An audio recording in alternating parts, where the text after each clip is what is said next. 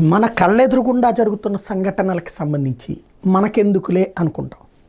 ఒకప్పుడు ఈ దేశం మీదకి దండయాత్రలు చేసిన రాజులు అక్కడెక్కడో జరుగుతుంది మనకెందుకులే అనుకున్నాం. పక్క రాష్ట్రం దాకా వచ్చారని మనకెందుకులే అనుకున్నాం. మన ఊరు మన పక్క జిల్లా దాకా వచ్చారని మనకెందుకులే అనుకున్నాం. మన పక్క వాడ దాకా వచ్చినప్పుడు మనకెందుకులే అనుకున్నాం.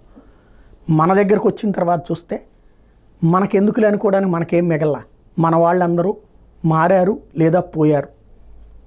ఎప్పుడైనా సరే నేరం, హింస, దౌర్జన్యం అన్నటువంటి అంశాల్లో మనకెందుకులే అని పట్టించుకోకపోతే ఆ తర్వాత మనకి జరిగినప్పుడు పక్కనోడు కూడా మనకెందుకులే అని పట్టించుకోరు.